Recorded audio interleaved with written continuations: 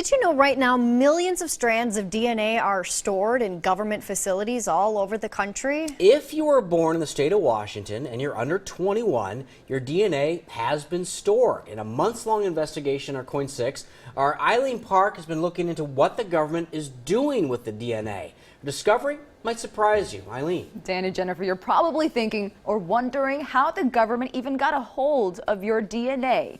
Well, the answer is quite simple. They took it when you were born. During and after a pregnancy, most parents would barely be able to tell you what day it is. It really didn't stick out in my mind. Let alone if their child was pricked in the heel for a newborn screening test. There's this person saying, "Hi, I'm here for this." And "Hi, I'm here for that." And you're just thinking, I don't care. Okay, sure. Figures first. So Misa Rushing, Look. mother to now 11-year-old Jackson, Success. thought the test was to locate potentially dangerous disorders. They called me and said that there was an abnormality in his thyroid. And she was grateful the test found this abnormality, Oh, that's for his helmet. which later turned out to be a false alarm. But what she didn't know is at this government lab in Shoreline, Washington, her son's DNA information This is where we store the blood spot cards. will be stored for 21 years. Newborn screening is an inexpensive way to determine if there's a condition a baby might have. Lane Knowles is in charge of the newborn screening program, and his department gave us a tour of the Washington State Processing Lab. A lab we found out processes 500 to 800 tests a day. You have this huge database of every single person's DNA in the last 21 years. That's a little nerve-wracking to think about it when you really wrap your head around what that means.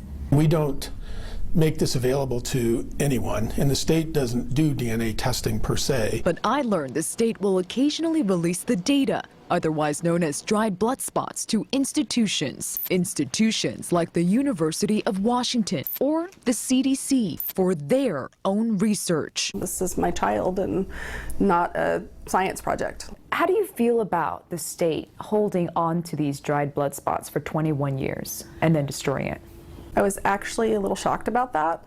It's not something that I remember being presented to me or anything that I felt that I consented to. Or get the release. Oh, In Rushing's case, her son Jackson did have several birth defects. and those little guys. When he was a few months old, she said she even received a surprising call from a Clark County public health nurse. She said, "Yeah, I got this information passed to me from the state. You know, we want to offer support and we want to help you and I want to come out and visit you and I want to ask you all these questions." That bothered her. They offer it and present it as this is for the health of your newborn, but then they're taking that information and using it well beyond that scope. Parents are allowed to opt out based on religious reasons.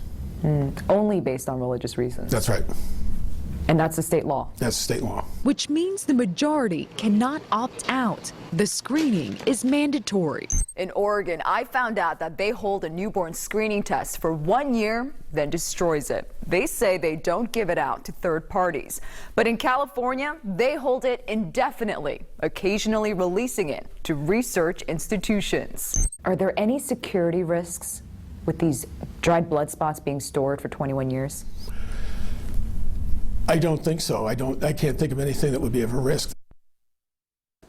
So there are a lot of positive things coming from these newborn screening tests. They catch abnormalities that, if treated right away, can be life-saving. But the reason why we investigated this is because many parents don't know what the government is doing with their child's DNA after those tests. On our website, you can find a full list of where this DNA information is going. That's on KOIN.com right now. Back to you. Eileen, thank you for that. And